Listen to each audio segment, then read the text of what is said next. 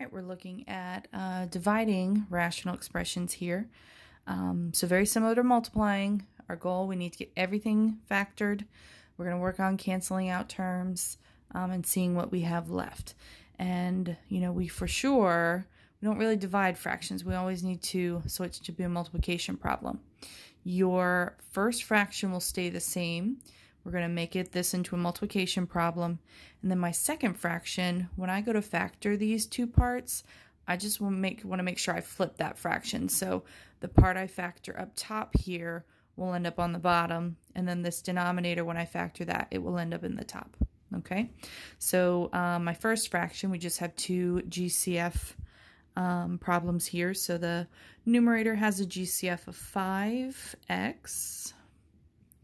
And when I divide out 5x, that's going to leave me 2x plus 5. My denominator has also a GCF of 5x. And so when I divide that out, it's going to leave me x plus 3. Okay.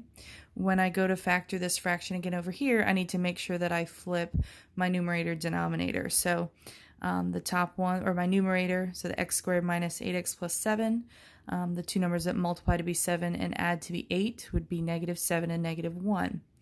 So we're going to have x minus 7 and x minus 1. My denominator currently, I want two numbers that multiply to be negative 21, add to be negative 4. So we would want negative 7 and positive 3. So x minus 7 and x plus 3. Okay, so everything is factored. I've switched it from division to multiplication by flipping that second fraction. And so now I just treat this like a multiplication problem. I'm going to cancel out factors that they have that are in common. So again, I have to find one in the numerator, one in the denominator that are the same. They can be diagonal, like these x plus 3s. They can also be in the same fraction here, like these x minus 7s. So those can all cancel out. I am also allowed to cancel out terms or factors like these 5x. Okay, so we are going to have 2x plus 5 left in our numerator as I multiply across. And as I multiply across the bottom, the only thing I have left there is the x minus 1.